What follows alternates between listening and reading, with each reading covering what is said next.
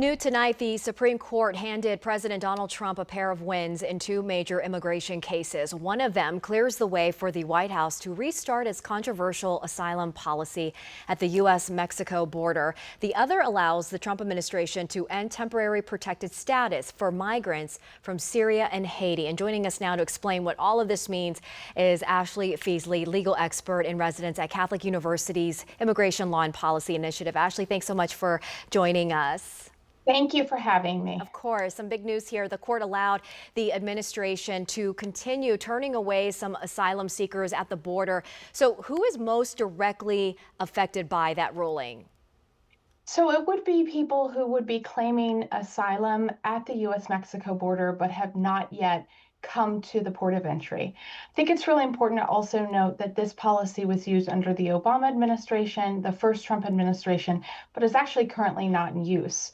So the Supreme Court basically said that they had the right to use it in the future, as does any future administration. Okay, so how does this ruling change the asylum process for people trying to come to the States?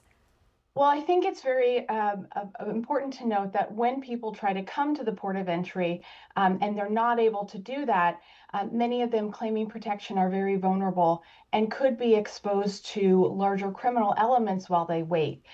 So there are arguments that people could be more vulnerable with this policy as they are not necessarily able to automatically access asylum at a port of entry.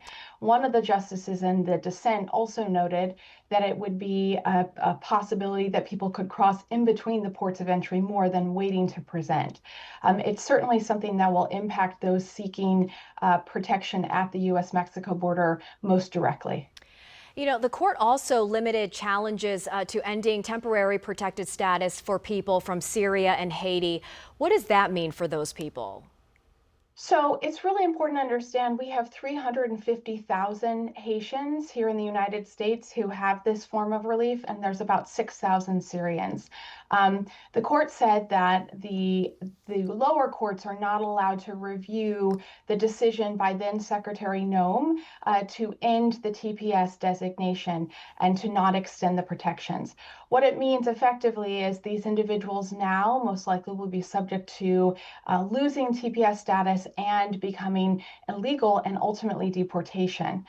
It's very important to understand in the case of the Haitians, they've had this protection in some form for some of the population since 2010 and the massive earthquake that occurred there. So they're very integrated in American life, have U.S. citizen children, and also are quite robust in their economic support of the country.